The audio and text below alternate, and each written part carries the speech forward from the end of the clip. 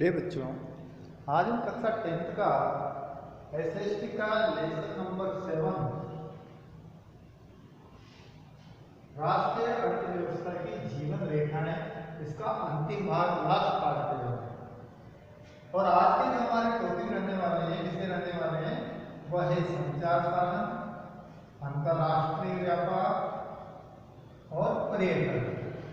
ये किसी भी देश के विकास में कैसे महत्वपूर्ण भूमिका निभाते हैं, कैसे राष्ट्र की अर्थव्यवस्था की जीवन आधार होते हैं, राष्ट्र की अर्थव्यवस्था में कैसे अपना योगदान देते हैं, वह इन तीनों बिंदुओं के बारे में हम विस्तार से पढ़ेंगे। सबसे पहले संचार व्यवस्था के बारे में जानेंगे। संचार का मतलब होता है किसी भी संदेश का आदान प्रदान करना, संदेश का, सूचना का आदान प्रदान करना ही संचार कहलाता है। तो संदेश भेजने वाला भी और प्राप्त करने वाला भी, संदेश भेजने वाला भी और प्राप्त करने वाला भी गतिहीन रहते हुए, गतिहीन रहने का मतलब अपने अपने जगह पर, चाहे ये कई किलोमीटर दूर बैठा हुआ है प्राप्त करने वाला या भेजने वाला, तो गतिहीन होते हुए भी संदेश का जो आदान प्रदान कर देते हैं, ऐसे साधन ही संचार के साधन कहलाते हैं। जिन साधनों के माध्यम से बिना भेजने और पाने वाले के गतिहीन होते हुए संदेश प्राप्त करने का जो माध्यम है, वही संचार साधन, संचार माध्यम कहलाते हैं। प्राचीन काल में आपने देखा होगा, पत्र पत्रिकाओं के माध्यम से, पक्षियों के माध्यम से, जानवरों के माध्यम से संदेश भेजे जाते थे। अंग्रेजी कालखंड में फिर डाक का विस्तार हुआ। डाक के माध्यम से पत्र पत्रिकाएं एक स्थान से दूसरे स्थान पर भेजी जाने लगी, विभिन्न पार्सल भेजे, नई नई टेक्नोलॉजी उसमें भी आती रही, क्योंकि प्राचीन संसाधनों में बहुत समय लगता था, तो उसके अंदर भी नई नई टेक्नोलॉजी का विकास हुआ। फिर स्पीड पोस्ट आई, रजिस्ट्री आई, टेलीग्राम आया, ये सारे संसाधन उसमें लगातार बढ़ते गए। विदेशों से भी कनेक्टिविटी हुई और हवाई मार्ग के माध्यम से कॉरिडोर बनाए गए स्पेशल स्पीड पोस्ट के लिए, विभिन्न शहरों को जोड़ा गया और उन शहरों में स्पीड पोस्ट के माध्यम से सीधे साधन भेजकर और डाक को भेजा जाने लगा। हवाई जहाज का इसमें इस्तेमाल करने लगे। तो इस प्रकार से उसमें नए नए आविष्कार होते गए और लोगों की आवश्यकताओं की संचार सूचना आदान प्रदान के लिए, माल भेजने के लिए पार्सल का उपयोग होने लगा। तो ये सारी सुविधाओं का उपयोग उसके अंदर हुआ। फिर संचार सुविधाओं में नई क्रांति आई। सबसे पहले रेडियो आया और रेडियो विभिन्न स्थानों से सूचनाएं हमारे घर तक पहुंचने लगी। फिर टेलीविजन का आविष्कार हुआ और टेलीविजन में पूरा वर्ल्ड जैसे हमारे कमरे के टेलीविजन में आकर समा गया। विश्व के किसी भी कोने में कोई सी भी घटनाएं हों, चाहे मनोरंजन करने के लिए फिल्म या विभिन्न प्रकार के धारावाहिक हों, चाहे संस्कृति से जुड़े हुए कार्यक्रम हों, विभिन्न भजन, गीत, रामायण पाठ, कथा, खेल जगत से हो, वर्ल्ड में कहीं भी कुछ भी प्रकार का खेल हो रहा हो, पढ़ाई से संबंधित हो तो ज्ञानवर्धक जानकारियां, और विश्व में घटने वाली हर घटना से तुरंत रूबरू कराना, आंखों दिखे हाल बताना, ये संचार क्रांति में सबसे महत्वपूर्ण क्रांति है। प्रारंभ में केवल सरकारी टेलीविजन के माध्यम से, लेकिन अब प्राइवेट टेलीविजन, प्राइवेट चैनलों की बाढ़ आ गई है और बिल्कुल इजी, साफ सुथरा हमारे घर के अंदर, कमरे के अंदर हम पूरे वर्ल्ड को देख सकते हैं। एक ही टीवी में विभिन्न चैनलों को बदल बदल कर हम देख सकते हैं। तो इतनी भयंकर संचार क्रांति है। अखबारों के माध्यम से सूचनाओं का आदान प्रदान होता है। प्रतिदिन अखबार आता है, विभिन्न प्रकार की पत्रिकाएं निकलती है, जो साप्ताहिक भी हो सकती है, मासिक हो सकती है, पाक्षिक हो सकती है, 6 मासिक हो सकती है, वार्षिक हो सकती है, जो भी सूचनाओं का आदान प्रदान करती है। तो इस प्रकार से संचार क्रांति में तीव्र गायमान परिणाम सामने को हमें देखने को मिलता है। उपग्रहों के माध्यम से मौसम की जानकारी की कहाँ कब पानी, आंधी, तूफान, सूखा ऐसी स्थिति होने वाली है। आज का तापक्रम क्या रहने वाला है, इसका कैसे संभव हुआ?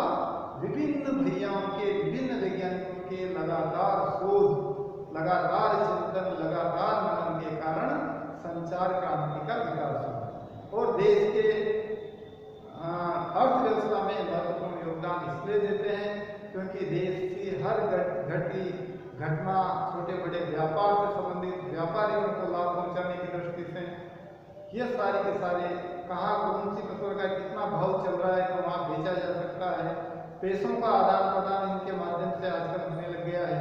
तो सारी सूचनाएं सारी दृष्टि से, व्यापारिक दृष्टि से महत्वपूर्ण हो गई, सामरिक दृष्टि से महत्वपूर्ण हो गई, व्यक्तिगत दृष्टि से महत्वपूर्ण हो गई। तो संचार क्रांति निश्चित ही हर देश के लिए एक रीढ़ की हड्डी का काम करती है, जीवनदायी करती है। दूसरा बिंदु है हमारा अंतरराष्ट्रीय व्यापार। व्यापार का मतलब होता है वस्तुओं का आदान प्रदान करने का माध्यम, यानी कि दो व्यक्तियों के बीच में भी हो सकता है, एक खरीदने वाला है, एक बेचने वाला है। दो देशों के, दो राज्यों के बीच भी हो सकता है, एक राज्य बेचने वाला, एक राज्य खरीदने वाला। राज्य और विभिन्न राज्यों के बीच में भी हो सकता है। किंतु जो व्यापार दो देशों के मध्य होता है, चाहे दो व्यक्ति हो, एक अमेरिका का, एक भारत का, तो जो व्यापार दो देशों के बीच में होता है वह अंतरराष्ट्रीय व्यापार कहलाता है। अंतरराष्ट्रीय व्यापार में यदि हमारा निर्यात बढ़िया है, किसी भी देश का निर्यात ज्यादा है और आयात कम है, तो वह संतुलित व्यापार कहलाता है, क्योंकि उससे हमारे विदेशी भंडार में पूंजी जमा रहती है। किंतु यदि किसी देश का निर्यात तो कम है और आयात ज्यादा है, तो फिर हमारे देश की पूंजी बाहर ज्यादा जाएगी। ऐसे व्यापार को असंतुलित व्यापार के नाम से जाना जाता है। हमारे यहाँ से विभिन्न प्रकार के हीरे जवाहरात, कपड़े, कपास, लोहा वेस्ट, चूना पत्थर, ऐसे अनेक प्रकार की वस्तुओं में जब मसाले जाते हैं बहुत सारे, तो इनका व्यापार निर्यात किया जाता है और जिन चीज़ों की हमें आवश्यकता होती है उन चीज़ों का हम आयात भी करते हैं। तो यदि हमें संतुलित व्यापार करना है तो दोनों देशों के बीच में अनेक प्रकार के समझौते करने होते हैं, सुविधाएं उपलब्ध करवानी होती है, ताकि हर व्यापार को बढ़ाया जाए।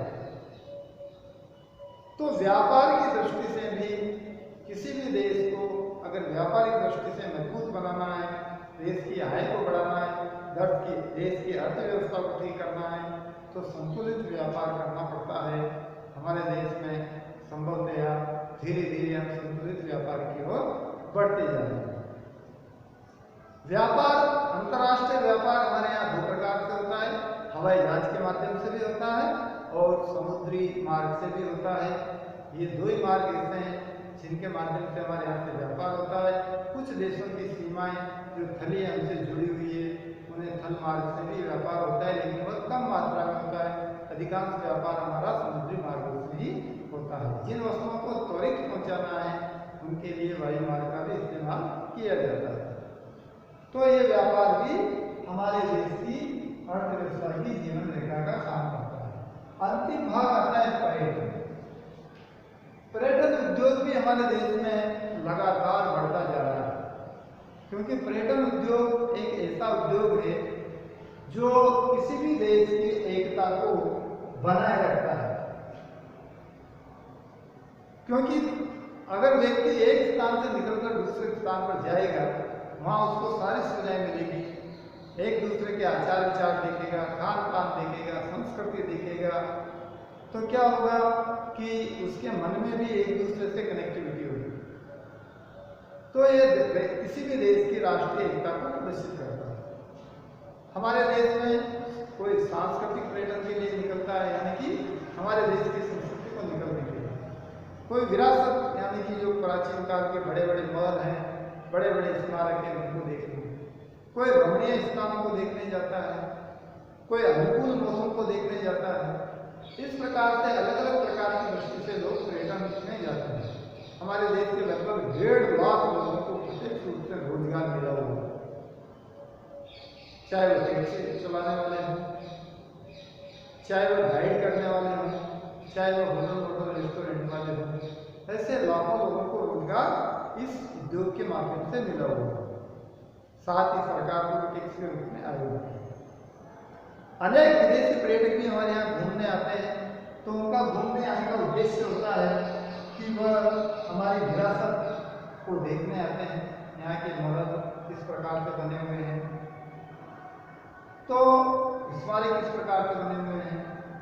सांस्कृतिक पर्यटन की दृष्टि से आते हुए हमारी संस्कृति से रूबरू होते हैं, हमारे नाच गानों में, हमारी गणवेश पहनकर, हमारे भजन कीर्तनों पे डांस करते हुए इस प्रकार से वो हमारी संस्कृति का भी अवलोकन करते हैं।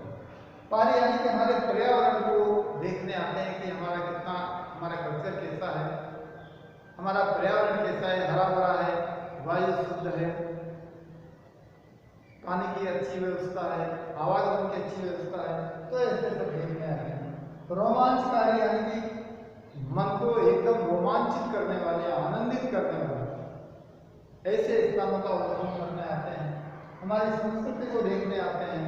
कुछ लोग इलाज करवाने के लिए आते हैं, कुछ लोग व्यापार करने के लिए आते हैं, और इन सारे लोगों से आने वालों से हमें अंतर्राष्ट्रीय मुद्रा की प्राप्ति होती है, सरकार का खजाना बढ़ता है, टैक्स के रूप में पैसे प्राप्त होते हैं।